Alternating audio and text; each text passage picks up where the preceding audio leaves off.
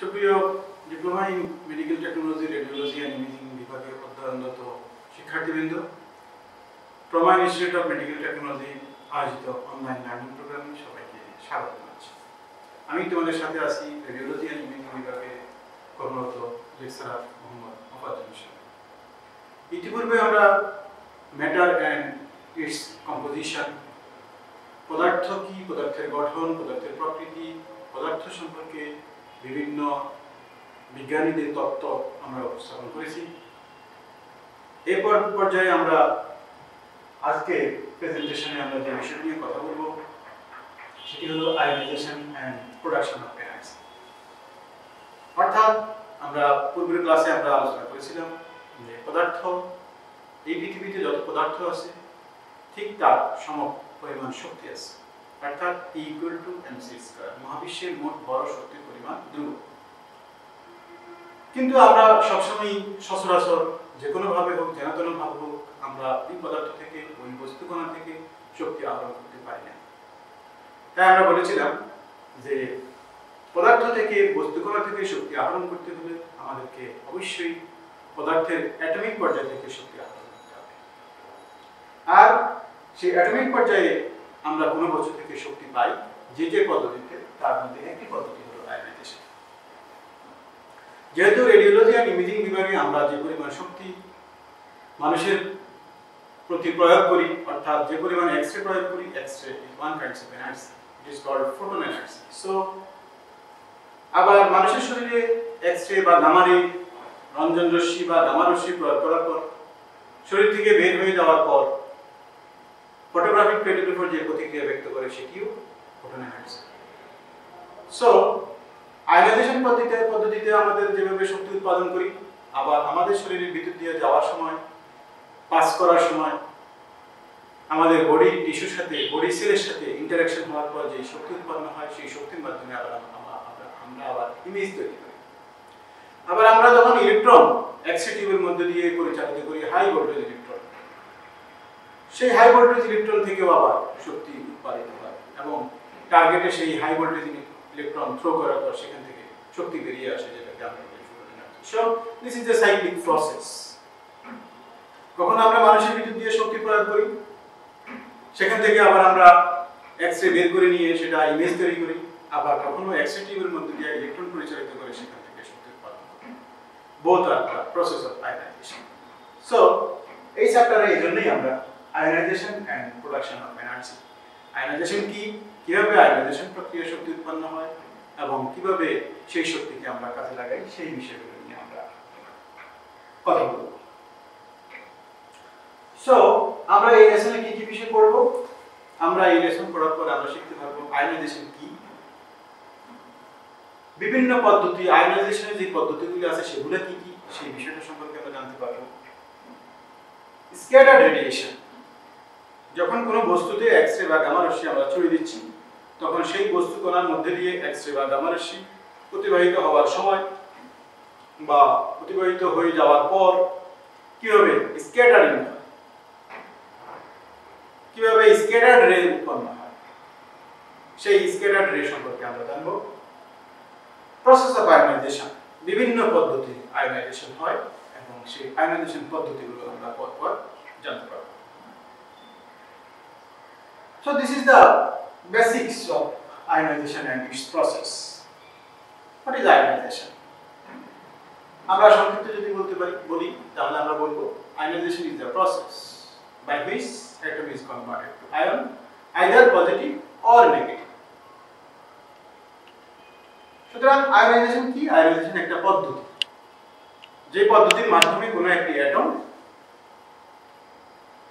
তার মধ্য থেকে ইলেকট্রনকে বের করে দেয় অথবা ইলেকট্রনকে গ্রহণ করে। যখন ইলেকট্রনকে বের করে দেয় তখন তার অ্যাটমের যে ইলেকট্রন থাকার কথা, সেই ইলেকট্রনের সংখ্যা হ্রাস পায় এবং সে পজিটিভলি চার্জ সমৃদ্ধ হয়। আবার যখন অন্য কোনো অ্যাটম থেকে সে কোনো ইলেকট্রন গ্রহণ করে, তখন তার অরবিটালে ইলেকট্রনের পরিমাণ বৃদ্ধি পায়, তখন সেই অ্যাটম নেগেটিভলি চার্জ হয়। এই বিষয়টি আমরা এখানে একটা ডায়াগ্রামের মাধ্যমে দেখাতে চেষ্টা করছি। সোডিয়াম এবং ক্লোরিন দুইটা পরমাণু, যে দুইটা পরমাণু মিলে সোডিয়াম ক্লোরাইড হয়, কিভাবে হয় সেই বিষয়টা আমরা একটু দেখার চেষ্টা করি। আমরা এখানে সোডিয়াম দেখতেছি যার পারমাণবিক সংখ্যা 11 এবং আমরা ক্লোরিন দেখতেছি যার পারমাণবিক সংখ্যা 17। তাহলে এই সোডিয়াম এবং ক্লোরিন পরস্পরের সাথে মিলিত হয়ে সোডিয়াম ক্লোরাইড কিভাবে গঠিত হয়? আমরা জানি সোডিয়ামের যেহেতু পারমাণবিক সংখ্যা 11, সুতরাং সোডিয়ামের ফার্স্ট অরবিটে থাকে দুটি, সেকেন্ড অরবিটে থাকে 8টি 10টি, সব মিলে 10টি, এবং থার্ড অরবিটে থাকে শুধুমাত্র একটি ইলেকট্রন। অপরদিকে ক্লোরিনের যেহেতু পারমাণবিক সংখ্যা 17, সে কারণে ক্লোরিনের ফার্স্ট অরবিটে থাকে দুটি, সেকেন্ড অরবিটে 8টি এবং থার্ড অরবিটে থাকে 7টি। পারমাণবিক তত্ত্ব অনুযায়ী যেহেতু ক্লোরিনের আউটার অরবিটে 7টি ইলেকট্রন আছে, সুতরাং সে সোডিয়াম থেকে একটি ইলেকট্রন নিতে পারে। নিয়ে একটি ইলেকট্রন নেওয়ার পরে তার অষ্টক তত্ত্ব অনুযায়ী তার 8টি ইলেকট্রন হয় এবং সে যেহেতু তার বেশি সংখ্যায় আছে, সুতরাং সে একটি ইলেকট্রন নিয়ে যখন সে একটি ইলেকট্রন নিল সে হয়ে গেল নেগেটিভ চার্জ, এবং যখন সোডিয়ামের একটি ইলেকট্রন দিয়ে দিল সে হয়ে গেল পজিটিভ চার্জ অর্থাৎ পজিটিভ চার্জ। এই যে নেওয়া এবং দেওয়ার প্রক্রিয়া, this process is known as ionization. So this process is completed by the process of ionic bond. It is known as ionic bond. Ionic bond এর মাধ্যমে পরস্পরের সাথে ইলেকট্রন শেয়ারিং করে তারা সোডিয়াম ক্লোরাইড নামক খাদ্য লবণ হিসেবে খাদ্য লবণ তৈরি করে, এবং এই পদ্ধতি সম্পন্ন হয় by the process of ionic bond. Different process of ionization. আমরা যে এই পদ্ধতিটা দেখলাম সেটা একটি পদ্ধতি, সেটা হলো কেমিক্যাল আয়োনাইজেশন, বাট এছাড়াও আরো অনেক পদ্ধতি আছে। যেমন আমরা স্টেপ বাই স্টেপ পদ্ধতিগুলো আলোচনা করব, কখন কিভাবে আয়োনাইজেশন প্রক্রিয়া সম্পন্ন হয়। আমরা এখানে কয়েকটা পদ্ধতি দেখতেছি। Exposure of gamma or X-rays to the metal. যখন পদার্থের মধ্যে এক্স-রে এবং গামা রে ছুঁয়ে দেওয়া হয় তখন আয়োনাইজেশন প্রক্রিয়া সম্পন্ন হয়। Exposure of electron, streams of electron. যদি কোনো পদার্থের মধ্যে স্ট্রিম অফ ইলেকট্রন অর্থাৎ ইলেকট্রন গুচ্ছকে আমরা নিক্ষেপ করি তখন ওই পদার্থের মধ্যে আয়োনাইজেশন প্রক্রিয়া সম্পন্ন হয়। কেন হয় সে বিষয়টা আমরা পরে আসব। Spontaneous breakdown of radioactive materials. কিছু কিছু রেডিওঅ্যাক্টিভ ম্যাটেরিয়ালস আছে যারা জন্ম থেকেই অস্থির, তারা সবসময় excited. These materials are always excited. So to reduce the excitement, they want to lose some energy. প্রকৃতিতে এরকম অনেক পদার্থ আছে যে পদার্থগুলো প্রকৃতিভাবেই অস্থির প্রকৃতির। সেই পদার্থগুলো সবসময় চায় যে কোনোভাবে তার শক্তি হ্রাস করে শক্তি বের করে দিয়ে নিজেকে স্টেবল করতে, স্থির করতে। আর যখন সে এই এনার্জিকে বের করে দেয়, অস্থিরতাকে দূর করার জন্য সে ইলেকট্রনকে বের করে দেয়, অর্থাৎ ইলেকট্রন মিন্স শক্তি, শক্তিকে বের করে দেয়। This is one kind of ionization. Another process, exposure of certain elements to light, cesium, potassium. কিছু কিছু প্রকৃতিতে পদার্থ আছে এই সমস্ত পদার্থ অন্ধকার রেখে দিলে সেটা তারা শক্তি বের করে দেয়, কিন্তু যখন তারা আলোর সংস্পর্শে আসে তখন তারা শক্তি বের করে দেয়। Light energy without producing heat, তারা হিট উৎপন্ন করে না, হিট উৎপন্ন না করে তারা লাইট প্রডিউস করে। যেমন আমরা আমাদের বাসা বাড়িতে দেখি, আমাদের ড্রয়িং রুমে দেখি বিভিন্ন পদার্থের মধ্যে কিছু সিজিয়াম, কিছু আয়োডাইড, কিছু পটাশিয়াম জাতীয় পদার্থ। আমাদের ঘড়ির কাঁটার মধ্যে দেখি আমরা কিছু সিজিয়াম জাতীয় পদার্থ রেখে দিই, আমরা অন্ধকারে সেগুলো দিয়ে টাইমটা দেখতে পাই। কেন? যখন আমরা লাইট দিই তখন তারা আলোর সংস্পর্শে আসে, তখন তারা আলোকিত করে এবং ঢালালকে আলোকিত করে, বাসার ড্রয়িং রুমকে আলোকিত করে আমরা বিভিন্ন ধরনের ডিজাইন, বিভিন্ন ধরনের চিত্র আমরা এগুলোর মাধ্যমে দেখতে পারি বাই প্রডিউসিং লাইট। উদাহরণ দিলাম, সেই উদাহরণে আমরা মূলত সোডিয়াম এবং ক্লোরিনের মধ্যে উদাহরণটা দিয়েছি, সেখানে মূলত এটা এক ধরনের chemical ionization. Thermal ionization, it is very important issue in the radiology because X-ray tube, in the X-ray tube we always, when we expose the voltage, when we expose the electric current, high voltage electric current, then thermionic emission is produced in every day, every moment. So thermionic emission or thermal ionization is very important in radiology, and we will discuss it in later. Now I would like to discuss about exposure of gamma ray to matter. আমরা বলেছিলাম যে যখন কোনো বস্তুর মধ্যে কোনো পদার্থের মধ্যে গামা রে অথবা এক্স রে আমরা এক্সপোজ করব তখন আয়নাইজেশন প্রক্রিয়া সম্পন্ন হবে। কিভাবে সম্পন্ন হবে? When X-ray exposed to a metal, then X-ray interacts with metal. যখন একটা পদার্থের মধ্যে এক্স-রে ছুঁয়ে দেওয়া হয় বা গামা রে ছুঁয়ে দেওয়া হবে তখন ওই পদার্থের যে অ্যাটম আছে সেই অ্যাটমের সাথে ইলেকট্রন ইন্টারঅ্যাক্ট করবে, সংঘর্ষ হবে। সংঘর্ষ হওয়ার পরে বিভিন্ন রকম পরিস্থিতি তৈরি হতে পারে। সেটা নির্ভর করবে কিসের উপর? সেটা নির্ভর করবে আমরা কি পরিমাণ কত ভোল্টেজ এক্স ইলেকট্রন বা কত ভোল্টেজ বিভব পার্থক্য সমৃদ্ধ সম্পূর্ণ আমরা ইলেকট্রন প্রবাহিত করছি ওই পদার্থের মধ্যে দিয়ে, বা কত ফোটন এনার্জি সম্পূর্ণ এক্স-রে এবং গামা রে আমরা ওই পদার্থের মধ্যে ছুঁয়ে দিয়েছি সেটা। আবার আমরা একটা বিষয় আমরা দেখতে পাই, যখন আমরা একটা বস্তুর মধ্যে একটা পদার্থের মধ্যে যখন আমরা এক্স-রে অথবা গামা রে ছুঁয়ে দিচ্ছি তখন চারটি অবস্থার সৃষ্টি হতে পারে। এই যে অবস্থার সৃষ্টি হয় এটা কিন্তু প্রতিনিয়ত একজন টেকনোলজিস্ট, রেডিওলজি এন্ড ইমেজিং বিভাগের কর্মরত একজন টেকনোলজিস্ট প্রতিনিয়ত করতেছেন। প্রতিনিয়ত তিনি রোগীর মধ্যে এক্স-রে গামা রে ছুঁয়ে দিচ্ছেন, এক্সপোজার করতেছেন, এবং যখনই উনি একজন টেকনোলজিস্ট এই এক্স-রে অথবা গামা রে এক্স-রে টিউব থেকে রোগীর মধ্যে ছুঁয়ে দিচ্ছেন তখনই রোগীর মধ্যে কোনো না কোনো এই চারটি প্রতিক্রিয়ার মধ্যে কোনো না কোনো প্রতিক্রিয়া সৃষ্টি হয়, কোনো না কোনো ভাবে এনার্জি প্রডিউস হয়। এই চারটি প্রসেস কি কি? এক নম্বরে আছে থমসন ইফেক্ট, দুই নম্বরে হলো কম্পটন ইফেক্ট, তিন নম্বরে ফটোইলেকট্রিক ইফেক্ট এবং চার নম্বরে হলো pair production. Radiology and imaging বিভাগে এই কম্পটন ইফেক্ট এবং ফটোইলেকট্রিক ইফেক্ট এই দুটো পদ্ধতিতে মূলত আমরা রোগীর শরীর থেকে এনার্জি আমরা বের করে দেই এবং সেই এনার্জি ফটোগ্রাফিক প্লেটের উপর বিক্রিয়া করে আমরা একটা রেডিওলজিক্যাল ইমেজ তৈরি করতে সক্ষম হই। এখানে সুপ্রিয় শিক্ষার্থীবৃন্দ তোমরা অবশ্যই মনে রাখবে যে এখানে কম্পটন ইফেক্ট এবং ফটোইলেকট্রিক ইফেক্ট এই দুই পদ্ধতিতে মূলত আমরা মানুষের শরীর থেকে এনার্জি গ্রহণ করি এবং সেই এনার্জি দিয়ে আমরা ইমেজ তৈরি করি। Now first Thomson effect. Scientist William Thomson নামে একজন বিজ্ঞানী, তিনি ফিজিক্স পদার্থবিজ্ঞানের পরীক্ষাগারে উনি পরীক্ষা করে দেখছেন যদি আমরা 10 কিলোভোল্টেজ ইকুইভ্যালেন্টের পরিমাণ 10 কিলোভোল্টেজ পরিমাণ কোনো এক্স-রে আমরা কোনো বস্তুর মধ্যে ছুঁয়ে দেই তাহলে কি হয়? তাহলে থমসন ইফেক্ট সম্পন্ন হয়। কিভাবে হয়? এই যে 10 কিলোভোল্টেজ এটা খুবই কম পরিমাণ, এর মাত্রা খুব কম, এনার্জি লেভেল খুব কম হওয়ার কারণে যখনই কোনো বস্তুর মধ্যে আমরা এই পরিমাণ এনার্জি ছুঁয়ে দেই তখন ওই বস্তু এই পরিমাণ এনার্জি সম্পূর্ণটাকে গ্রহণ করে, অ্যাবজর্ব করে। বাট কোনো একটা অ্যাটমের স্ট্রাকচার বা অ্যাটমের নিয়ম অনুযায়ী কোনো অ্যাটমই অতিরিক্ত ইলেকট্রন গ্রহণ করতে পারে না, অতিরিক্ত এনার্জি গ্রহণ করতে পারে না। যখনই সে গ্রহণ করে তখন সে এক্সাইটেড হয়ে যায়, তার মধ্যে উত্তেজনা তৈরি হয়, বিকজ তার মধ্যে এখন ইলেকট্রনের আধিক্য আছে। যতক্ষণ পর্যন্ত তার মধ্যে ওই পদার্থের মধ্যে ওই অ্যাটমের মধ্যে ইলেকট্রনের আধিক্য থাকবে ততক্ষণ পর্যন্ত ওই অ্যাটম এক্সাইটমেন্ট অব্যাহত থাকবে।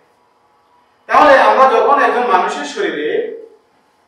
রোগীর শরীরে 10 কিলোভোল্টেজ ইকুইভ্যালেন্ট আমরা কোনো এক্স-রে ছুঁয়ে দেব তাহলে কি হবে? ওই রোগীর শরীর থেকে ওই পরিমাণ এক্স-রে বেরিয়ে যাবে। বেরিয়ে না গিয়ে কি হবে? ওই রোগী বা ওই পেশেন্ট বা ওই বস্তু ওই পরিমাণ এক্স-রে অ্যাবজর্ব করবে। কিন্তু যেহেতু কোনো অ্যাটম বা কোনো বস্তু অতিরিক্ত শক্তি অতিরিক্ত ইলেকট্রন গ্রহণ করে স্থির থাকতে পারে না, তাহলে কি হবে? আলটিমেটলি কিছুক্ষণ পরেই ওই বস্তু বা ওই রোগী ওই এনার্জি বা ওই এক্স-রে ছেড়ে দেবে। কেন ছেড়ে দিবে? To become neutral.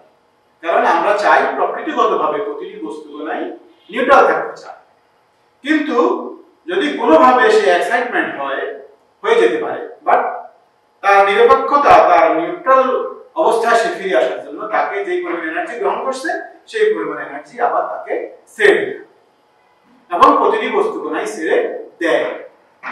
এবং ছেড়ে দেওয়ার পর যখন আমরা এক্সরে দিছি করে এক্সরে তার ভিতরে এক্সরে প্রবেশ করছে তখন এক্সরেটা গেছে একদিক থেকে, কিন্তু যখন সে এই পরিমাণ এনার্জি শরীর থেকে বের করে দিবে তখন সেই পরিমাণ এনার্জি শরীর থেকে বের হবে চার দিক থেকে। This is known scattered x.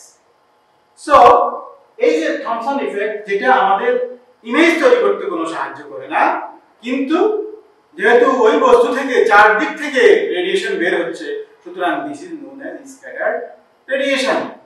So লক্ষ্য করতে হবে যে অবহেলা করে যেন ভাবে যখন তখন নিজের ইচ্ছায় অনিচ্ছায় একটা ছোট্ট এক্সপোজার দিয়ে দিলাম, কি আর হবে না, এটা কখনোই করা যাবে না। বিকজ এই একটা ছোট এক্সপোজারের তোমার উপকার হয়তো কিছু হবে না, ইমেজটা হয়তো হচ্ছে না, বাট যেহেতু রোগী এটাকে অ্যাবজর্ব করতেছে, পরক্ষণে অ্যাবজর্ব এনার্জি শরীরের সমস্ত চার দিক থেকে ছড়িয়ে পড়তেছে, সেই চার দিক থেকে ছড়িয়ে পড়া রেডিয়েশনটাকে যেহেতু স্ক্যাটার্ড রেডিয়েশন, সুতরাং এই radiation technologist, environment, patient, attendant সবাই ক্ষতি করতে পারে। সুতরাং এই এনার্জির পরিমাণ, তার শক্তির পরিমাণ কম হলেও এর ক্ষতির পরিমাণ কিন্তু অনেক বেশি। সুতরাং এটা কখনোই করা যাবে না। This process is known as Thomson effect. Next হলো Compton effect. Theory of Arthur Holly Compton. Arthur Holly Compton নামে আরেকজন সায়েন্টিস্ট, বিজ্ঞানী, তিনি মনে করছেন, তিনি পরীক্ষা করে দেখছেন যে যদি কোনো বস্তু বা কোনো রোগী বা কোনো পেশেন্টের মধ্যে শরীরে বা বস্তু কণার মধ্যে আমরা 40 থেকে 120 কিলো ভোল্টেজ ইকুইভ্যালেন্ট আমরা কোনো রশ্মি, কোনো এক্সরে ছুঁয়ে দেই, তাহলে কি হবে, ওই যে ছুঁয়ে দেওয়া এক্সরেগুলা ওই রোগীর বস্তু যে অ্যাটম আছে তার অ্যাটমের আউটার শেল, বহিস্থ স্তরে গিয়ে আঘাত করবে, এবং আঘাত করার পর তার যে গতিপথ আছে, যেই পথে সে যাচ্ছিল তার গতিপথ সে পরিবর্তন করবে। কারণ আমরা সাধারণত দেখি, আমরা যখন একটা জায়গা দিয়ে, ফাঁকা জায়গা দিয়ে আমরা দৌড় দিতে থাকি বা ফাঁকা জায়গায় যেতে থাকি, আমার প্রতিমধ্যে যদি কেউ পড়ে বাধাগ্রস্ত হয়ে আমি, তাহলে আমি কি হয়, আমার গতি থেমে যায়, গতি থেমে গিয়ে আমি হয়তো লোকটা থেকে পাশ কাটাইয়া বাঁকা হয়ে যেতে, আমরা সোজাসুজি যেতে পারি না। তো না যাওয়ার কারণটা কি, আমার গতি এখানে কিছু স্লো ডাউন, কিছুটা হলেও আমার গতি বিঘ্নিত হয়েছে এবং কিছু শক্তি আমি লস করছি। আর যখনই কোনো বস্তুর গতি পথে কোনো শক্তি লস হয়, তখন সে যে পথে যাবে সেই পথে আর যেতে পারবে না, সে কিছুটা হলেও বেঁকে যাবে। এটাই হলো কম্পটনের থিওরি। তিনি বলছেন যে আমাদের শরীরে বা বস্তু কণায় বা যে কোনো পদার্থের মধ্যে যখন আমরা এক্সরে ছুঁয়ে দেব, ছুঁয়ে দেওয়ার পর যদি সেই এক্সরে শক্তি 40 থেকে 120 কিলো ভোল্টেজের মধ্যে হয়, তাহলে ইকুইভ্যালেন্ট হয়, তাহলে সেই এক্সরে যে বস্তুর মধ্যে আমরা ছুঁয়ে দিলাম সেই বস্তু কণার যে অ্যাটম, সেই অ্যাটমের সর্ববহিস্থ স্তরে, this is the outer orbit, এই আউটার অরবিটে কি আঘাত করে, আঘাত করার পরে সে যে পথে যাওয়ার কথা, এই পথে সে যাওয়ার কথা, কিন্তু এই পথে আর যেতে পারে না, যার ফলে সে বেঁকে যায়, স্ক্যাটার্ড ফোটন, এটা সে বেঁকে যাচ্ছে। এই যে বেঁকে যাওয়ার ফলে যে ইফেক্টটা হচ্ছে, this is known as Compton effect. এখন আমরা এটা আমার রেডিওলজিতে কি হয়, রেডিওলজিতে আমরা বলছি আগেই যে আমরা যখন এক্সরে বা গামারে কোনো রোগীর শরীরে আমরা প্রবেশ করে দিই, ছুঁড়ে দিই, থ্রো করি, তখন রোগীর শরীর থেকে এই এক্সরে ইন্টারঅ্যাকশনের পরে, হাইড্রোজেন অ্যাটমের সাথে ইন্টারঅ্যাকশনের পরে শরীর থেকে বেরিয়ে যায়। এখন বেরিয়ে যাওয়ার সময় যদি আমরা 40 থেকে 120 কেভি অ্যাপ্লাই করি, 40, 50, 60, 70, 80 কেভি অ্যাপ্লাই করি, তাহলে এই অরবিটে আঘাত করবে এবং এক্সরেগুলা, রশ্মিগুলো আমাদের শরীর থেকে বের হওয়ার সময় পর বেঁকে, কিছুটা বেঁকে বের হবে। এই যে বেঁকে বেরিয়ে যাওয়া রশ্মিগুলা আমরা বলবো কম্পটন ইফেক্ট বা কম্পটন স্ক্যাটার। এটাকে আমরা বলবো কম্পটন স্ক্যাটার। স্ক্যাটার কেন বলা হলো? স্ক্যাটার এই কারণেই বলা হলো যে যে পথে যাওয়ার কথা সেই পথে নাই, ছড়িয়ে ছিটিয়ে আশেপাশে যাওয়ার কারণে এটাকে বলি আমরা স্ক্যাটার। আমাদের 40 থেকে মোটামুটি আমরা এখানে বলছি 40 থেকে 120, আসলে মোটামুটি কম্পটন ইফেক্ট হয় 40, 50, 60, 69 কেভি, ম্যাক্সিমাম 69 কেভি পর্যন্ত আমরা প্রয়োগ করলে যে পরিমাণ রশ্মি শরীর থেকে, রোগীর শরীর থেকে বেরিয়ে যায়, সেটাকে আমরা বলি কম্পটন স্ক্যাটার। এবং একজন রোগীর শরীরে 40 থেকে 69 কেভি অ্যাপ্লাই করার পরে আমরা এই energy incident electron, scatter X-ray, electron binding energy, kinetic energy কত হবে সেটা আমরা এই যে ইকুয়েশন দিয়ে আমরা ইজিলি বের করে নিতে পারি। যেমন এখানে EI হলো এনার্জি অফ ইনসিডেন্ট ইলেকট্রন। আমরা কি পরিমাণ ইনসিডেন্ট ইলেকট্রন দিলে সেখানে এনার্জি স্ক্যাটার কতটুকু হবে, ব্যান্ডিং এনার্জি কতটুকু হবে, বাইন্ডিং এনার্জি কতটুকু হবে, কাইনেটিক এনার্জি কতটুকু হবে সেটা আমরা ইজিলি বের করে নিতে পারি। সুতরাং আমরা যে এক্স-রে 40 কেভি, 40 থেকে 100 কেভি কিংবা 70 mA বা 16 mA বা 10 mA আমরা যাই ব্যবহার করি না কেন, সেটা বের করলে আমরা কতটুকু এনার্জি রোগীর শরীর থেকে বেরিয়ে যাবে, সেই বেরিয়ে গিয়ে ফটোগ্রাফিক ফিল্ডের উপর কি পরিমাণ প্রতিক্রিয়া ব্যক্ত করবে, বেরিয়ে যাওয়ার সময় কি পরিমাণ স্ক্যাটার এনার্জি উৎপন্ন করবে, এই সবই কিন্তু আমরা বের করতে পারি by using this equation. Another important issue যেটা আমরা বলছি যে স্ক্যাটার রেডিয়েশন। তাহলে একটা প্রশ্ন থেকেই যায়, what is scatter radiation, how it is produced, how it is effective, how it is hazardous. These three questions should be raised when we discussed about scatter radiation. এটা কিভাবে উৎপন্ন হয়, এটা কি পরিমাণ কেমন, এটা শক্তি কেমন, এবং এটা কি ক্ষতি করে, এটা কি উপকারিতা আছে না এটা ক্ষতি করে। সুতরাং স্ক্যাটার রেডিয়েশন যদি আমরা প্রথমেই বলি, scatter radiation is very harmful because it is not effective for imaging, but it is very hazardous for image. Not only image, but also technologists, but also attendants, but also radiologists, but also patients, but also environment. So we should have need to gather enough knowledge on scatter radiation, its production, its restriction, its harm, and its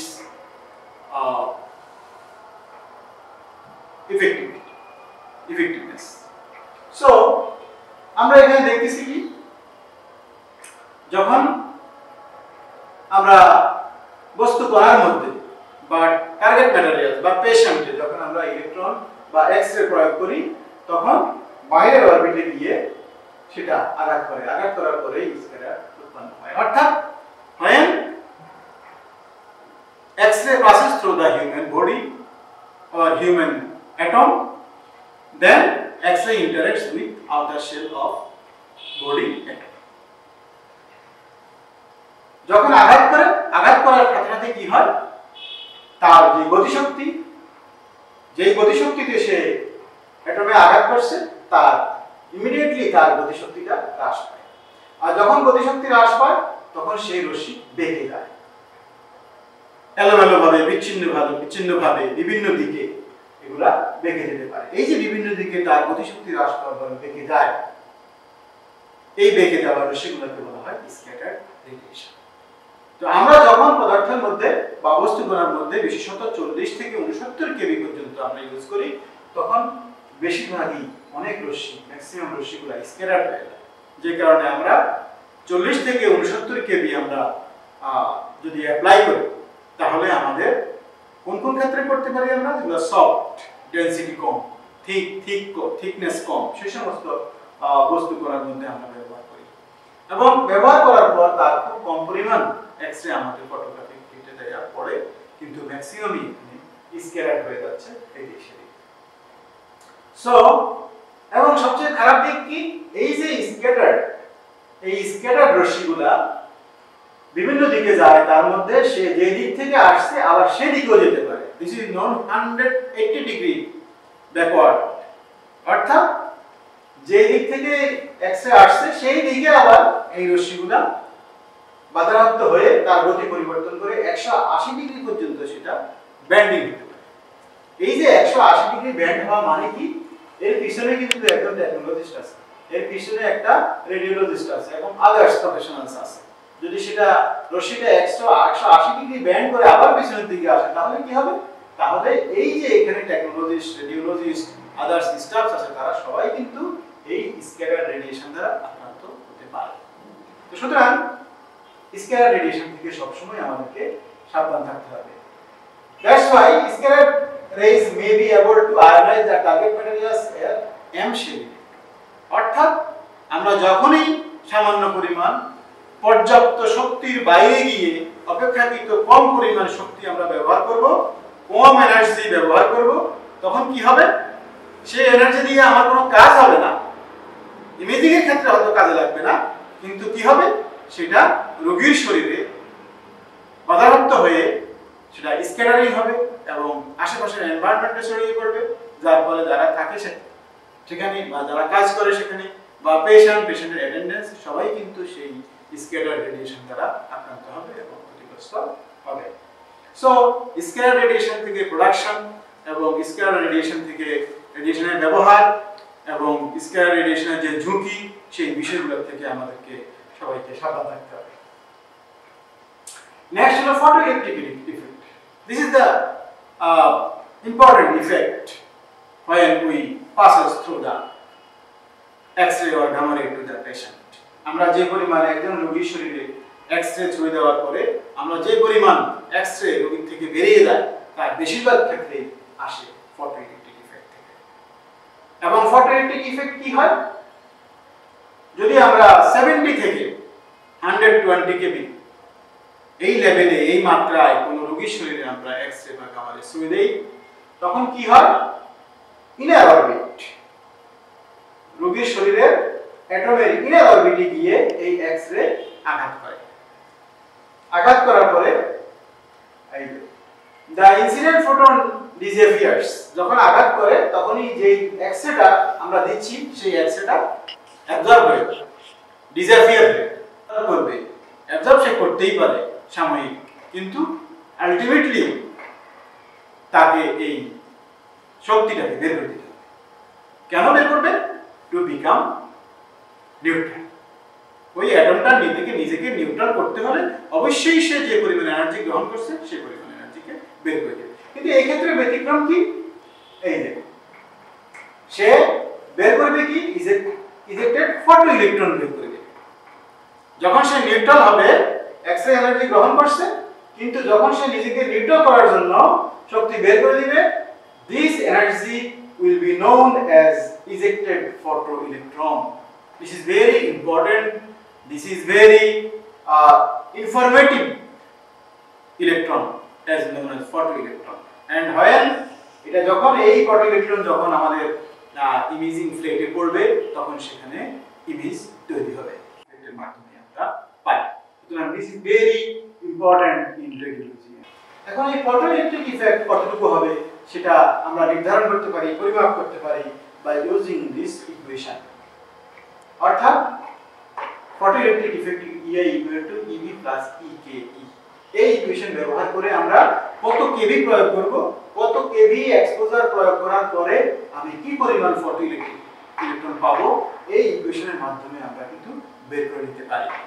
সুপ্রিয় শিক্ষার্থীবৃন্দ, তোমরা যারা এই exposure factor set করবা তোমরা radiology আর imaging এ গিয়ে KV MA, এই KV MA কিন্তু কেভি এমএ টা এখান থেকে আসছে যে আমি কত পুরু, কত থিকনেস, কত বয়স, কি কোন ধরনের অর্গান আমি কত কেভি প্রয়োগ করব, কত কেভি প্রয়োগ করার পরে রোগীর ভিতরে ওই রশ্মি রোগীর ভিতরে দিয়ে যাওয়ার পরে অতিক্রান্ত হওয়ার পরে কি পরিমাণ রশ্মি আমাদের ফটোগ্রাফিক প্লেটের উপর পড়বে এবং সেই ফটোগ্রাফিক প্লেটে আমাদের কি ধরনের ইমেজ হবে সেটা কিন্তু নির্ভর করবে এই ইকুয়েশনের উপর। অর্থাৎ আমি কত এক্সপোজার ফ্যাক্টর দিব, সেখানে কি পরিমাণ ফটোইলেকট্রিক ইফেক্ট হবে পেশেন্টের শরীরে এবং কি পরিমাণ রশ্মি ইফেক্ট হওয়ার পরে আমার ফটোগ্রাফিক প্লেটের উপর পড়বে। এখানে যত বেশি রশ্মি, যত বেশি ফটোইলেকট্রিক ইফেক্ট হবে, আমার ইমেজের কোয়ালিটি তত বাড়বে। সুতরাং আমি ইমেজের কোয়ালিটি বাড়াবো কি করে? By using high kV. But we should have need to remember that আমরা ইচ্ছা করলেই হাই কেভি ইউজ করতে পারি না, আমরা ইচ্ছা করলেই লো কেভি ইউজ করতে পারি না। আমরা ইউজ করব হাই কেভি, ইউজ করব low kV according to patient's age, according to patient's sex, patient's organ, hard organ, soft organ, types of tissue and organ thickness. এটার উপর নির্ভর করবে আমরা কত কেভি ব্যবহার করব। So that we should optimize the exposure factor. আমাদেরকে optimise করতে হবে, আদর্শ এক্সপোজার ফ্যাক্টর ব্যবহার করতে হবে, যেটা দিয়ে আমি পর্যাপ্ত পরিমাণ ফটোইলেকট্রিক ইফেক্ট পাবো, যেটা আমার প্রয়োজনে আসবে এবং ইমেজটার কোয়ালিটি ভালো হবে। আমরা এখানে একটা তুলনা দেখতে পারি Compton effect and photoelectric process and transmission. আমরা কি পরিমাণ কেবি অ্যাপ্লাই করব, কি পরিমাণ কত কেবি অ্যাপ্লাই করলে কি পরিমাণ কম্পাউন্ড ইফেক্ট হবে, কি পরিমাণ ফটোইলেকট্রিক ইফেক্ট হবে, টোটালি ইন্টারঅ্যাকশন কত হবে এবং রোগীর শরীর থেকে কি পরিমাণ এনার্জি বেরিয়ে যাবে, অর্থাৎ আমি কত কেবি প্রয়োগ করলে আমার ট্রান্সমিশন কি পরিমাণ এনার্জি কত পার্সেন্ট হচ্ছে। যেমন আমি যদি 50 কেবি অ্যাপ্লাই করি তাহলে আমার কম্পাউন্ড ইফেক্ট হবে 79%, মাত্র 21% হবে ফটোইলেকট্রিক ইফেক্ট। যেটা আমি আগেই বলছি যে আমরা যদি 40 থেকে 69 কেবি অ্যাপ্লাই করি তার ম্যাক্সিমাম ইফেক্টটা হবে কম্পাউন্ড ইফেক্ট। এখন আমি এই অ্যাপ্লাইড কেবি পরিমাণ আমি যত বাড়াবো তত কম্পাউন্ড ইফেক্টের পরিমাণ কমে যাবে, ফটোইলেকট্রন বেড়ে যাবে। আমরা কি দেখি লাম্বোসেক্রাল স্পাইন, আমরা সেখানে কি করি, এটা হার্ড অর্গান, যেহেতু হার্ড অর্গান আমরা কেবি বেশি ব্যবহার করি, কত করি, নিয়ার অ্যাবাউট 90। তাহলে 90 যদি আমি ব্যবহার করি তার কম্পাউন্ড হচ্ছে মাত্র 38% এবং ফটোইলেকট্রিক হচ্ছে 59%। অর্থাৎ আমরা যখনই হার্ড এক্সরে উৎপন্ন করব, হাই কেবি ইউজ করব, তখন আমরা যে পরিমাণ রশ্মি, যে পরিমাণ ইফেক্ট আমরা পাবো তার মধ্যে কম্পাউন্ড ইফেক্টের পরিমাণ কমে যাবে এবং ফটোইলেকট্রিক ইফেক্টের পরিমাণ বেড়ে যাবে। অর্থাৎ আমরা যখন সফট এক্সরে করি তখন আমাদের কম্পাউন্ড ইলেকট্রন বেশি হচ্ছে, আমরা যখন হার্ড এক্সরে করি তখন আমরা ফটোইলেকট্রিক ইফেক্টটা বেশি হচ্ছে। এবং টোটাল ট্রান্সমিশন আমরা এখানে দেখতে পাচ্ছি যদি 50 কেবি আমরা অ্যাপ্লাই করি আমাদের total transmission after passing through the object থেকে টোটাল ট্রান্সমিশন হচ্ছে 1 এর কম 70 পর্যন্ত। তারপরে কিন্তু আমাদের 80 থেকে আমরা উপরে কেবি ব্যবহার করলে সেখানে ট্রান্সমিশনের পরিমাণ আমরা বেশি পাচ্ছি। কেন বেশি পাচ্ছি, এখানে ফটোইলেকট্রিক ইফেক্টের পরিমাণ বেড়ে যাচ্ছে, আর ফটোইলেকট্রিক ইফেক্টের পরিমাণ যত বেড়ে যাবে ট্রান্সমিশনের পরিমাণ তত বেড়ে যাবে। সো আমাদের কার্যকারিতার দিক থেকে আমরা দেখতে পাচ্ছি কি যে আমরা ফটোইলেকট্রিক ইফেক্টর রেডিওলজিতে ইমেজিং তৈরি করি, ইমেজটা কোয়ালিটি কন্ট্রোলের জন্য এবং তৈরি করার জন্য খুবই গুরুত্বপূর্ণ। নাও আমরা ফেয়ার প্রোডাকশন কি, যখন আমরা এক্সরে এবং গামারে হিউজ এনার্জি 900 কেবি বা 900 কেবির উপরে যখন আমরা কোনো বস্তু কণা বা কোনো রোগী বা কোনো ক্যান্সার সেল, বিশেষ করে আমরা গামারে বা এক্সরে যখন আমরা 900 কেবি 1000 কেবি ব্যবহার করি, বিশেষ করে রেডিওথেরাপিতে ব্যবহার করা হয় এবং সেখানে ক্যান্সার সেল ডিটেক্ট করা এবং ক্যান্সার সেলকে মেরে ফেলার জন্য সাধারণত এই ধরনের রশ্মি ব্যবহার করা হয়। এবং সেখানে কি হয়, যদি আমরা এই পরিমাণ হাই এনার্জেটিক এক্সরে এবং গামারে কোনো বস্তু কণার মধ্যে এমনভাবে প্রয়োগ করি যে যার কেবি থাকবে কমপক্ষে 900 কেবির উপরে, তখন এই যে রশ্মিগুলো সেগুলা সরাসরি আঘাত করে নিউক্লিয়াস, কোনো যেই বস্তু কণার মধ্যে আমরা ছড়িয়ে মারলাম সেই নিক্ষিপ্ত বস্তু কণার মধ্যে এগুলা নিউক্লিয়াসে গিয়ে আঘাত করে এবং নিউক্লিয়াসে আঘাত করার ফলে সেই যেই রশ্মিগুলো আমরা থ্রো করছি সেই রশ্মিগুলো ডিসঅ্যাপিয়ার হয়ে যায় এবং ডিসঅ্যাপিয়ার হয়ে গিয়ে সেখানে দুই ধরনের নতুন দুটি কণা আবির্ভাব ঘটে। এই নতুন দুটি কণা, একটা হলো ইলেকট্রন, একটা হলো পজিট্রন। এই যে পজিট্রন, এই পজিট্রন থেকেই কিন্তু ক্যান্সার রোগ নির্ণয় করার জন্য ফেট এবং স্পেক্ট পরবর্তীতে আধুনিক প্রযুক্তি হিসেবে আসছে। কারা ব্যবহার করে? This is the energy, first positron, positive source, positron energy, but we should remember that it comes from fair production by using X-ray and gamma ray. So positron যেটা, এই পজিট্রন এত শক্তিশালী যে ইলেকট্রন থেকে অনেক শক্তিশালী এবং এই পজিট্রন ব্যবহার করে আজকে পজিট্রন ইমিশন টোমোগ্রাফি অথবা সিঙ্গেল পজিট্রন ইমিশন টোমোগ্রাফি, স্পেক্ট অথবা পেট আধুনিক রোগ নির্ণয়ের পদ্ধতি, বিশেষ করে ক্যান্সার নির্ণয়ের পদ্ধতিতে এটা খুব বহুল ব্যবহৃত হচ্ছে এবং আমাদের দেশেও এটা অনেক জায়গায় এটা ব্যবহার হচ্ছে। সো পেয়ার প্রোডাকশন, ক্যান্সারে যখন আমরা ব্যবহার করি ইমেজ তৈরি করি, সেখানে পজিট্রন থেকে আমরা ইমেজ তৈরি করি যেটার মাধ্যমে আমরা ক্যান্সার রোগ নির্ণয় করতে পারি। সুপ্রিয় শিক্ষার্থীবৃন্দ, আমরা এই পর্যায়ে আলোচনা করব exposure stream of electrons two matter. এতক্ষণ আমরা যেটা আলোচনা করেছিলাম সেটা হলো আমরা যদি এক্স রে বা গামা রে কোনো বস্তুর মধ্যে কোনো রোগীর মধ্যে, কোনো পদার্থের মধ্যে ছুঁড়ে দেই, তাহলে ওই পদার্থ থেকে শক্তি বেরিয়ে আসে। সেটা আমরা দেখেছি থমসন ইফেক্ট, কম্পটন ইফেক্ট, পটিটিভ ইফেক্ট এবং ফেয়ার প্রোডাকশনের মাধ্যমে শক্তি, ওই বস্তু থেকে শক্তি বেরিয়ে আসে। এ পর্যায়ে আমরা দেখব যে একটা বস্তু কণার মধ্যে যদি স্ট্রিম অফ ইলেকট্রন, অসংখ্য ইলেকট্রন আমরা ছুড়ে দিই, নিক্ষেপ করি, তাহলে কি? তাহলে শক্তি উৎপন্ন হয়। যেমন রেডিওলজি আর ইমেজিং এর আরেকটা বিষয় হলো এক্স-রে উৎপাদন করা। কিছুক্ষণ আগে আমরা বলছি এক্স-রে ব্যবহার করে সেই এক্স-রে যদি আমরা ছুড়ে দিই, আবার যদি বলছি আমি যে আমি যদি এক্স-রে উৎপাদন করি, সেটা কিভাবে হয়? সেটাও এক ধরনের শক্তি, ফোটন এনার্জি, সেটা উৎপন্ন হয় by the throwing high voltage electron to the target cathode to anode. যখন আমরা কোন ক্যাথোড থেকে উচ্চ বিভব ক্ষমতা সম্পন্ন হাই ভোল্টেজ ইলেকট্রনকে দ্রুত গতিতে কোন টার্গেটের দিকে বা কোন পদার্থের দিকে ছুড়ে দিতে পারি, ছুড়ে দেই, তাহলে ওই বস্তুকণার মধ্যে, ওই টার্গেটের মধ্যে থেকে এক্স-রে উৎপন্ন হবে এবং সেটা এক ধরনের energy known as photon energy। আমরা এখানে দেখতেছি while matter exposed by the stream of electron, then orbital electrons of target matter are deflected। অর্থাৎ আমরা যদি সরাসরি আমরা চলে যাই আমাদের এক্স-রে টিউবে, রেডিওলজি আর ইমেজিং বিভাগে যে আমরা এক্স-রে মেশিন ব্যবহার করি, সেই এক্স-রে মেশিনে যদি আমরা চলে যাই, একটা টিউব, এক্স-রে মেশিনের একটা উল্লেখযোগ্য এবং খুব গুরুত্বপূর্ণ একটা অর্গান হলো এক্স-রে টিউব। এই টিউবে যদি আমরা চলে যাই, তাহলে টিউবে আমরা দুটি ডিভি ব্যবহার করি, একটা হলো ক্যাথোড, একটা হলো অ্যানোড। এখন এই ক্যাথোড থেকে যদি অত্যন্ত দ্রুতগতির ইলেকট্রন আমরা এই অ্যানোড বা টার্গেট, এই টার্গেট ম্যাটেরিয়ালস আমরা এখানে বলছি টাংস্টেন ইউজ করি। আমরা এই বিষয়ে আমরা ডিটেইলস পরবর্তীতে অনেক ক্লাসে আমরা আলোচনা করব। এখানে আমরা শুধু এটুকুই বলবো যে এই যে টার্গেট,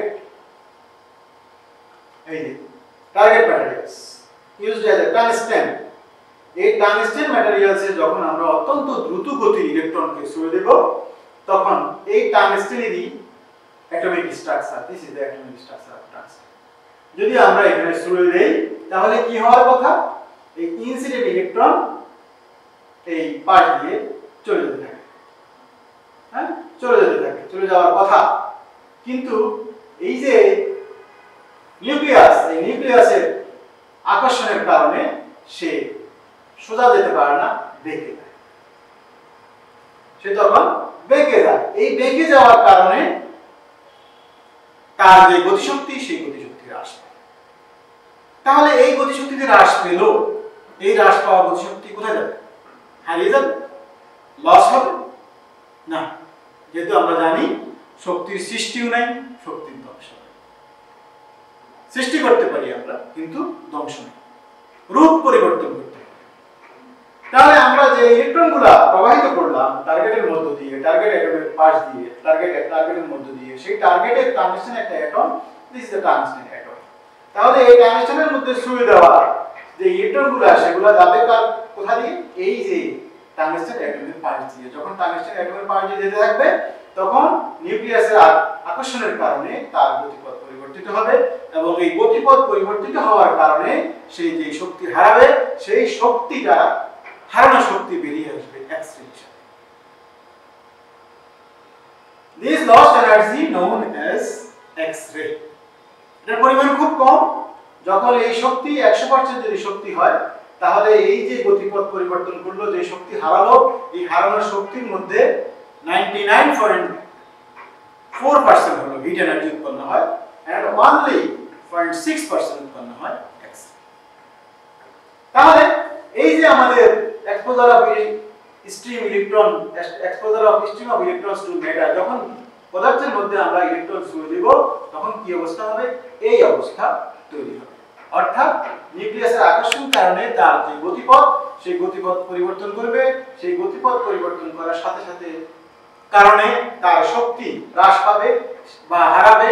এই হারানোর শক্তিটাই পরিবর্তন হবে এক্স-রে হিসাবে এবং হিট এনার্জি হিসাবে, এবং 0.6% will produce as X-ray energy or photon energy, and 99.4% will be produced as heat energy. So this is the another sources, another process of producing energy from matter and interaction of with heat. Electron এবং ম্যাটারের সাথে যখন interaction ঘটবে তখন সেই পদার্থের ভিতরে এরকম একটা সিচুয়েশন তৈরি হবে এবং সেই সিচুয়েশন থেকে আমরা একদিকে যেমন এক্স উৎপন্ন হবে আর একদিকে হিট এনার্জি উৎপন্ন হবে, বোথ আর এনার্জি। নাম্বার 3 আমাদের আরেকটা বিষয় যেটা আমরা বলছি যে স্পন্টেনিয়াস ব্রেকডাউন অফ রেডিও নিউক্লিয়াইডস। কিছু কিছু রেডিও নিউক্লিয়াইডস আছে যে সমস্ত যে নিউক্লিয়াইডগুলো সব সময় এক্সাইটেড থাকে এবং এই এক্সাইটেডটা তারা নিজেরা মেনে নেয় না, কারণ পদার্থের ধর্ম হলো পদার্থ সবসময় নিজেকে নিউট্রাল রাখতে চায়। এই নিউট্রাল রাখতে গিয়ে তারা কি করে, তাদের যে এক্সাইটমেন্ট, এই এক্সাইটমেন্টকে তারা সবসময় প্রশমিত করতে চায়, ইমিট করতে চায়, তাদের ভিতর থেকে শক্তিটাকে ইমিশন করে দিয়ে তারা নিজেদেরকে নিউট্রাল করতে চায়। কিন্তু কিছু কিছু পদার্থ আছে এই যে নিউট্রাল করতে চাওয়া তার কখনো পূরণ হয় না, সে সবসময় এক্সাইটমেন্ট থেকে যায়। যেমন আমরা বলছি particularly some radioactive materials emit radiation continuously and so that ionization may be produced.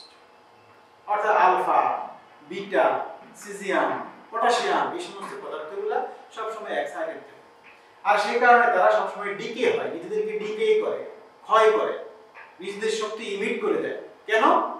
To produce stable, to become stable, stable স্থির হওয়ার জন্য, সুস্থির হওয়ার জন্য। কিন্তু মজার বিষয় হলো তারা কখনোই সুস্থির হয় না, তারা সবসময় তাদের এই এক্সাইটমেন্ট থেকে যায়। যেমন এখানে আমরা দেখাইছি যে আলফা এবং আলফা ডিকে, বিটা ডিকে, তারপরে ইলেকট্রন ক্যাপচার, ইন্টারনাল কম্প্রেশন, তারপরে গামা ডিকে, এই যে পদার্থগুলো এগুলো প্রতিনিয়তই যখন আমরা বাতাসে কিংবা খোলা জায়গায় রেখে দিব আমরা দেখব কি তারা রেডিয়েশন বের করে দিচ্ছে, শক্তি বের করে দিচ্ছে, তার চারপাশে শক্তি বলয় থাকে এবং তার চারপাশে রেডিয়েশন ছড়ানো থাকে। কেন? তারা সবসময় চায় যে তাদের শক্তি বের করে দিয়ে নিজেকে স্টেবল করতে, বাট সেটা কখনোই হয় না এবং তারা অলওয়েজ এক্সাইটমেন্ট থেকে যায়। 4 নম্বর হলো exposure of certain elements to light. কিছু কিছু পদার্থ আছে, কিছু কিছু বস্তু কণা আছে যারা তাপ উৎপন্ন করতে পারে না কিন্তু তারা আলো উৎপন্ন করতে পারে। বিভিন্ন এয়ারপোর্টে, বিভিন্ন নৌবন্দরে, বিভিন্ন নদীপথে এই ধরনের পদার্থ ব্যবহার করা হয় যে যখনই দূর থেকে কোনো জাহাজের আলো এসে এখানে পড়ে তখন তারা জ্বলে ওঠে এবং তারা যে নাবিক থাকেন নৌপথের কিংবা সমুদ্র পথের কিংবা আকাশ পথের কিংবা কোনো অন্ধকারাচ্ছন্ন বাঁকা বাঁকা সড়কে, পাহাড়ে এই ধরনের পদার্থ ব্যবহার করে যখনই সার্চ লাইট কিংবা গাড়ির হেডলাইট যখনই যায় সেখানে পড়ে সেই সমস্ত বস্তুগুলা জ্বলে ওঠে। ট্রাফিক সিগন্যালও আমরা দেখি এই ধরনের রঞ্জন পদার্থ, এই ধরনের রঞ্জক পদার্থ, এই ধরনের রেডিওঅ্যাক্টিভ ম্যাটেরিয়ালস, সার্টেন এলিমেন্টস এগুলো ব্যবহার করা হয় to produce light, to see the target, to see the right way, to see the destination. এই সমস্ত কারণে এই সমস্ত কাজে, এই সমস্ত গতিপথ বা তার লক্ষ্য বস্তু, লক্ষ্য পথ নির্ধারণের ক্ষেত্রে এই সমস্ত পদার্থ ব্যবহার করা হয় যাদের মধ্যে যখনই কোনো লাইট পড়বে তারা আলোকিত হবে এবং তারা আলো নিঃসরণ করবে। আমরা এখানে দেখতেছি যে এই যে যখনই বিমানের, এটা একটা এয়ারপোর্টে যখনই বিমানের লাইটটা পড়ছে তখন সাথে সাথে এই যে আলোগুলো উৎপন্ন হয় এবং রানওয়ের নির্দেশনা এবং রানওয়েটা দেখতে সাহায্য করে। এইভাবে এর উদ্দেশ্য কি? উদ্দেশ্যটা হলো যে ওই পদার্থগুলা যখন আলো পড়ে তখন ওই পদার্থগুলা নিজেদেরকে নিউট্রাল করার জন্য শক্তি বের করে দিচ্ছে। এই শক্তিটাই হলো light energy. Number 5 chemical ionization. এটা আমরা প্রথমে আয়োনাইজেশনের সংজ্ঞা দিতে গিয়ে আমরা বলছি যে এই পৃথিবীতে যখনই অনেক ধরনের কেমিক্যাল আমরা ল্যাবরেটরিতে, গবেষণাগারে, বিভিন্ন ইন্ডাস্ট্রিতে, শিল্প কারখানায় আমরা ব্যবহার করি, এই কেমিক্যাল দিয়ে আমরা নতুন নতুন যৌগ উৎপন্ন করি, অনেকগুলো এলিমেন্ট দিয়ে আমরা নতুন নতুন যৌগ উৎপন্ন করি। কিভাবে? By transferring energy chemical, by using chemical bonding. অর্থাৎ দুই বা ততোধিক এলিমেন্ট পরস্পরের সাথে সংযুক্ত হয় কিভাবে? রাসায়নিক আদান প্রদানের মাধ্যমে, আয়ন আদান প্রদানের মাধ্যমে নতুন নতুন শক্তি উৎপন্ন করে। এই যে আমাদের ড্রাই সেল, ওয়েট সেল, সেখানে জিঙ্ক 10টা, সালফিউরিক অ্যাসিড, ম্যাঙ্গানিজ ডাইঅক্সাইড এবং সালফিউরিক অ্যাসিড ব্যবহার করা হয়। কিভাবে? এই পদ্ধতিতে তারা কি করে তাদের নিজেদের মধ্যে বন্ডিং পারস্পরিক সম্পর্ক তৈরির মাধ্যমে রাসায়নিকভাবে পরস্পরের সাথে একত্রিত হয়ে তারা রাসায়নিক বিক্রিয়ার মাধ্যমে শক্তির আদান প্রদান করে এবং শক্তি পাই। আমরা যেমন ড্রাই সেলের মাধ্যমে আমরা লাইট জ্বালাই, আলো জ্বালাই, টর্চ জ্বালাই, ঠিক ওয়েট সেলের মাধ্যমে আমরা বিভিন্ন টর্চ জ্বালাই, বিভিন্ন বাতি জ্বালাই, বিভিন্নভাবে আমরা আলোকিত করার কাজে ব্যবহার করি। কিভাবে? বাই ইউজিং কেমিক্যাল বন্ডিং, অর্থাৎ রাসায়নিকভাবে তারা পরস্পরের সাথে একত্রিত হয় এবং শক্তি উৎপন্ন হয়। সেই শক্তি আমরা লাইট এনার্জি হিসেবে গতিশক্তিটা, ইলেকট্রনের গতিশক্তিকে ব্যবহার করে আমরা আলোক শক্তি উৎপন্ন করি। Electric energy converted to light energy, আমরা আলোক শক্তি হিসেবে ব্যবহার করি। সুতরাং this is another process.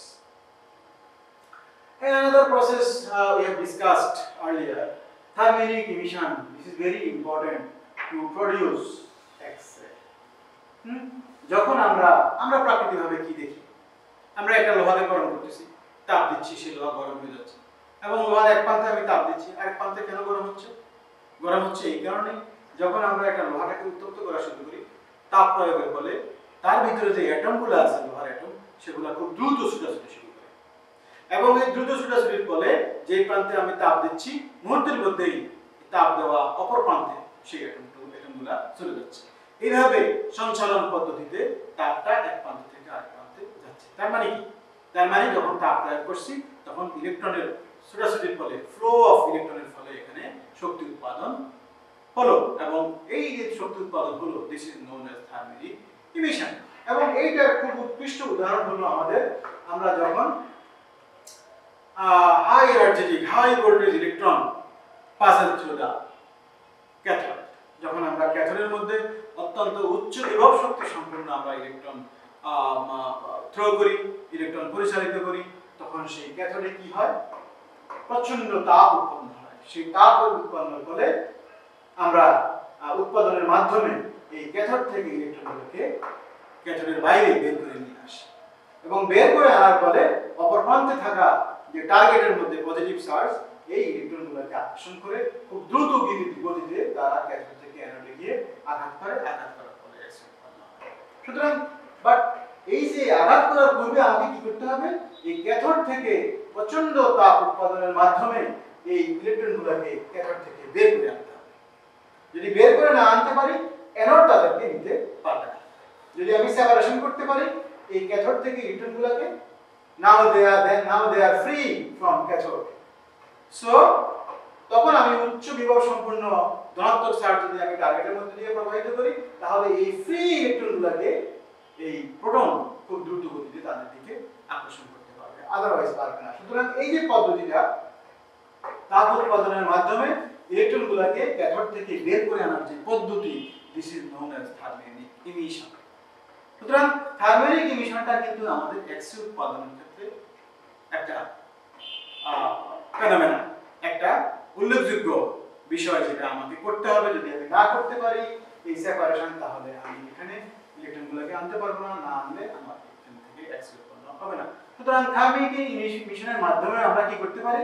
ইলেকট্রনগুলোকে separate করতে পারি। তার মানে কি? তার মানে হলো ইলেকট্রনকে সেপারেট করা মানে হলো এনার্জিকে সেপারেট করা, because electrons means energy. No electrons, no energy. So at first we have need to separate the electron from cathode. Now they are free. Now they pass through the anode and fast moving electron when suddenly stopped by the inert materials, then X-ray would be produced. So এই পদ্ধতিতে কি হচ্ছে? থার্মিওনিক emission পদ্ধতিতে আমরা ইলেকট্রনকে আলাদা করছি, তার মানে শক্তি উৎপাদন করতেছি। সেই শক্তিকে আবার যখন আমরা বাধাগ্রস্ত করব, সেখান থেকে আবার শক্তি উৎপন্ন হবে। এইভাবেই কিন্তু শক্তি উৎপাদন প্রতিনিয়ত আমরা করতেছি। সুপ্রিয় শিক্ষার্থীবৃন্দ, আমরা লেসনের শেষ প্রান্তে চলে এসেছি। আমরা এই লেসনে অনেকগুলো কোশ্চেন তোমাদের সেকেন্ড ইয়ার ফাইনালে আসে। এই চ্যাপ্টার থেকে তোমাদের 5টা 4টা কমপক্ষে 4 থেকে 5টা কোশ্চেন এই চ্যাপ্টার থেকে আসে। আমরা আগের প্রথম ক্লাস করেছি, দ্বিতীয় ক্লাসেও আমরা আলোচনা করেছি।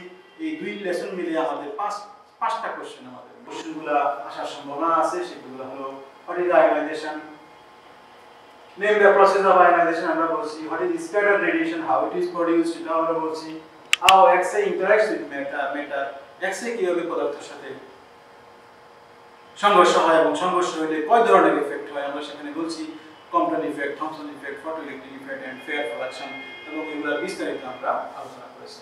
Write short note thermionic emission, pair production, thermionic emission কিভাবে হয় আমরা বলছি, ফেয়ার প্রোডাকশন কিভাবে হয়, কখন হয়, কি কাজে লাগে আমাদের সেটা আমরা বলছি। ফটোইলেকট্রিক ইফেক্ট কিভাবে হয় আমরা বলছি, যেটা আমরা যদি 70 থেকে 120 কেভি অ্যাপ্লাই করি তখন রোগীর শরীরের ভিতরে যে বস্তুকণা অ্যাটম, সেই অ্যাটমের সাথে এক্সের সাথে যে ইন্টারঅ্যাকশন হয় সেই ইন্টারঅ্যাকশনের ফলে আমরা যেই রশ্মিগুলো বেরিয়ে আসে সেই রশ্মিগুলো বেশিরভাগ বেরিয়ে আসে ফটোইলেকট্রিক ইফেক্ট হিসাবে এবং এগুলো খুব শক্তিশালী, যেগুলো ফটোগ্রাফিক প্লেটের উপর তীব্র প্রতিক্রিয়া ব্যক্ত করে এবং ইমেজ সুস্পষ্ট কোয়ালিটি একটা ইমেজ আমরা পেতে পারি। থমসন ইফেক্ট আমরা বলছি এবং কম্পটন ইফেক্টও আমরা বলছি। সো এই চ্যাপ্টারে এই লেসনে আমরা যে বিষয়গুলোর কথা বলেছি সেই বিষয়গুলোর প্রত্যেকটা বিষয়ে কোশ্চেন আছে। আশা করি তোমরা এগুলা দেখবে এবং এগুলা রীতিমতো এগুলা লিখবে, লিখে এগুলা কোশ্চেনগুলো রেডি করবে, উত্তরগুলো রেডি করবে এবং তোমাদের স্টাডি কন্টিনিউ করবে। সবাই ভালো থাকো, সুস্থ থাকো।